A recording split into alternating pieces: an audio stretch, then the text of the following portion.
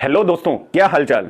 अभी तक हमने सेंट्रीफ्यूगल पंप के बारे में, उसका कंस्ट्रक्शन, वर्किंग, उसका प्रिंसिपल, उसमें केविटेशन क्या होता है, प्राइमिंग क्या होती है, एनपीएसएच क्या होता है, एनपीएसएच की इक्वेशन क्या होती है, ये टॉपिक्स हमने कवर कर लिए हैं।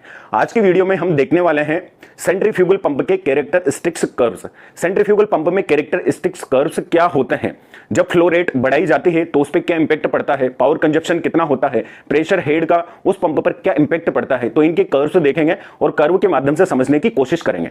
तो चलिए हम टॉपिक डालते हैं centrifugal pump.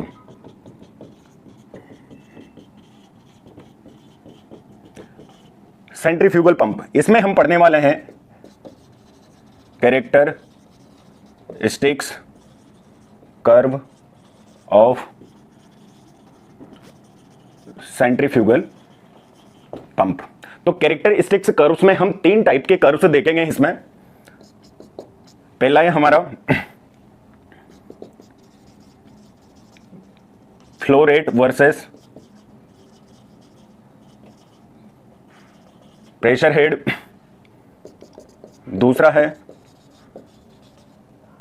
Flow rate versus power, और तीसरा है फ्लो रेट वर्सेस एफिशिएंसी।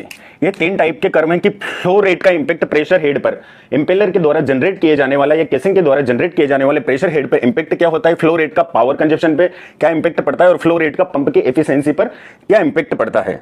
तो फर्स्ट ऑफ ऑल हम इसका डायग्राम ड्रॉ कर लेंगे। ये हमारा सेंट्रीफ्यूगल पंप है, इसका ये सिंबॉलिक रिप्रेजेंटेशन है, ठीक है।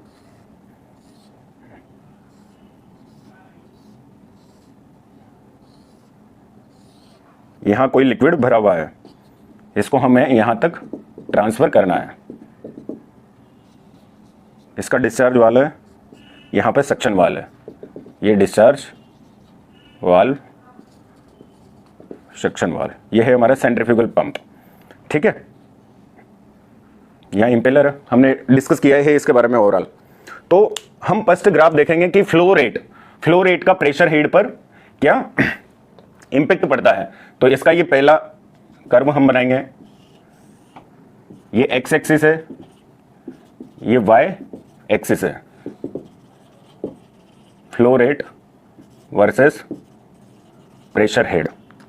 जब हम पंप को चालू करते हैं, जब हम पंप को ऑन करते हैं, ऑन ऑफ, जब हम पंप की मोटर को ऑन ऑफ करते हैं, इसमें इंपेलर लगा होता है, वो घूमता है, ठीक है। तो सर्वप्रथम पंप के डिस्चार्ज वाल्व को बंद रखा जाता है, हमेशा बंद रखा जाता है। इसलिए बंद रखा जाता है कि अगर सक्शन डिस्चार्ज वाल्व एक साथ ही हम अगर खोल देंगे तो पंप टॉर्क ज्यादा लेगा, एम्पेयर करंट ज्यादा लेगा, और उस वजह से पंप ट्रिप हो सकता है, उसमें कोई प्रॉब्लम क्रिएट हो सकती है। तो डिस्चार्ज वाल्व को बंद रखा जाता है, सक्शन वाल्व को खोला जाता है, और यहां पर कोई एक पानी का वाल्व है, वाटर वाल्व, और वाटर को कौन सा प्रोसेस के अकॉर्डिंग यूज किया जाता है, डीडब्ल्यू वाटर, डीमिनरलाइज्ड वाटर, ठीक है। एकदम प्योर वाटर 7 pH का इसमें यूज किया जाता है, ताकि अपना जो भी प्रोडक्ट मैन्युफैक्चरिंग हो उसमें कोई कंटामिनेशन, कोई अदर इंप्योरिटीज उसमें ऐड ना हो। तो आपने पानी खोला, सक्शन का वाल्व ये ओपन किया, ये ओपन कंडीशन में, ये क्लोज्ड कंडीशन में है, ठीक है।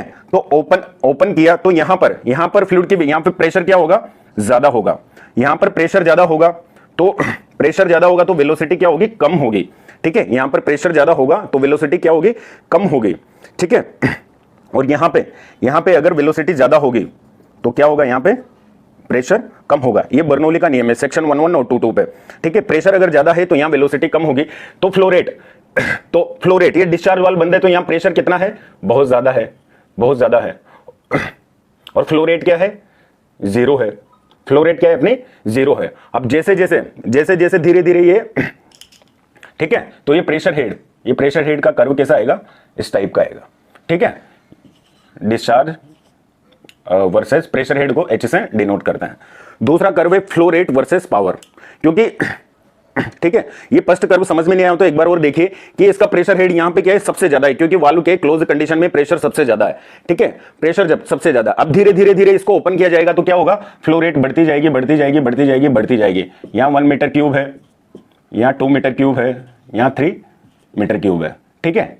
ये ले लो पर पर हावर। तो यहां धीरे धीरे धीरे क्या है, फ्लो रेट बढ़ती जाएगी और प्रेशर क्या होगा, जैसे जैसे वाल खोलूंगा तो प्रेशर क्या होगा, कम होता जाएगा। वाल खोलने की कंडीशन में, ये बंद की कंडीशन में, जैसे वाल खुलेगा तो धीरे धीरे धीरे धीरे प्रेशर तो क्या होगा, कम होगा, लेकिन इसकी फ्लो रेट बढ़ती जाएगी। दूसरा कर्व है हमारा फ्लो रेट वर्सेस पावर। तो फ्लो रेट का पावर पे क्या इंपैक्ट है, फ्लो रेट वर्सेस पावर।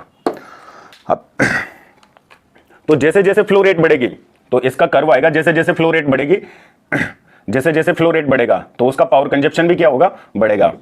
ठीक है, जैसे जैसे फ्लो रेट बढ़ेगी तो पावर कंजप्शन भी क्या होगा, बढ़ता जाएगा। जैसे यहां फ्लो रेट 2 मीटर क्यूब पर हावर है और यहां पे 10 मीटर क्यूब पर हावर है, तो यहां 2 मीटर क्यूब पर हावर पे तो मान लो 5 यूनिट खर्च हो रही है, तो 10 मीटर क्यूब पर हावर पे क्या होगा, इसका 10 मीटर क्यूब पर आवर पे ज्यादा पावर खर्च होगी, उससे ज्यादा होगी तो और ज्यादा पावर खर्च होगी। तो इसका एक सीधी इंक्लाइंड रेखा इसका कर्व आती है। समझ में आया? Flow rate versus efficiency, flow rate versus efficiency, इसका कर्व बनाते हैं, फ्लो रेट वर्सेस एफिशिएंसी, एटा से इसको डिनोट किया जाता है। तो यहां से पंप शुरू में चलता है तो उसकी एफिशिएंसी, ठीक है, पंप शुरू में चलता है तो किसी न किसी एक पॉइंट में जाके वो हाईएस्ट एफिशिएंसी में काम करता है, इसको बोला जाता है हाईएस्ट एफिशिएंसी पॉइंट। ठीक है, हाईएस्ट एफिशिएंसी पॉइंट। एक ऑप्टिमम फ्लो रेट ऐसी होती है किसी भी पंप की, जैसे मान लीजिए कि इसकी 20 मीटर क्यूब पर हावर, कोई भी पंप है उसकी 20 मीटर क्यूब पर हावर, वो उस पर हाई एफिशिएंट है। अगर कम चलाओगे तो कम एफिशिएंसी मिलेगी, पावर ज्यादा खर्च होगी, प्रेशर रेट कम मिलेगा। लेकिन एक ऑप्टिमम पॉइंट, ऑप्टिमाइजेशन मतलब समझते हैं न ज्यादा न कम, एक पॉइंट किसी भी चीज का ऐसा होता है कि उस फ्लो रेट पे तो वो बहुत हाईएस्ट एफिशिएंसी से काम करेगा, और एक निश्चित फ्लो रेट से अगर आपने ज्यादा एफिशिएंसी बढ़ा दी तो उसकी एफिशिएंसी वापस से क्या होने लग जाती है, डाउन होने लग जाती है। इंटरव्यू के पॉइंट ऑफ व्यू से ये कर्व बहुत इंपॉर्टेंट है और एग्जाम के पॉइंट ऑफ व्यू से। तो इन तीनों कर्व्स को हम एक साथ भी लिख सकते हैं, इन तीनों कर्व को हम एक साथ भी डिनोट कर सकते हैं। यहां पे तो है प्रेशर हेड जिसको एच से डिनोट किया है, पावर जिसको पी से डिनोट किया है, और यहां पे एफिशिएंसी जिसको ईटा से डिनोट किया है। ये तो हमने लिए हैं वाई एक्सिस पे और ये है हमारा एक्स एक्सिस।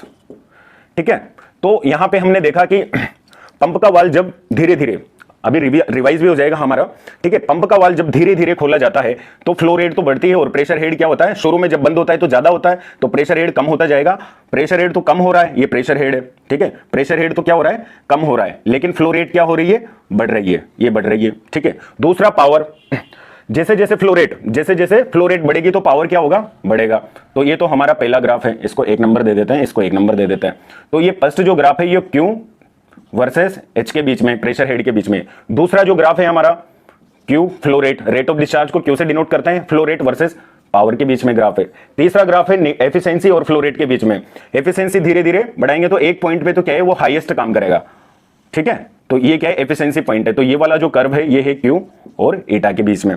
ठीक है, तो कोई ना कोई एक पॉइंट ऐसा होता है जिसपे वो हाई एफिशिएंसी पे काम करता है। जैसे अपन कार चलाते हैं तो 60 से 80 की स्पीड पे बढ़िया माइलेज देती, 15, 16, 17 का एक अच्छी खासी गाड़ी माइलेज दे देती। लेकिन स्पीड 120 से 150 की स्पीड करेंगे तो उसका, आप जनरली खुद बोलते हैं यार ज्यादा स्पीड मत करो, या गाड़ी के कांच मत खोल के रखो, नहीं तो क्या होगा, एयर प्रेशर, एयर का भी फ्रिक्शन फोर्स होता है, पीछे की तरफ लगाएगी, कार के अंदर एयर जाएगी और उसका माइलेज कम हो जाएगा। आप बाइक चलाते हैं तो 50-60 की स्पीड में बाइक क्या होती है, अच्छा माइलेज देती है, उसका इंजन एक लॉन्ग टाइम तक चलता है, उसमें मेंटेनेंस का जरूरत नहीं पड़ता है सालों साल तक। ठीक है, तो अच्छा माइलेज देती है, इसका मतलब बाइक अच्छी एफिशिएंट है। तो कोई भी पंप होता है, कोई भी मशीन होती है तो उसका एक पॉइंट ऐसा होता है कि वो हाई एफिशिएंसी पे काम करती है।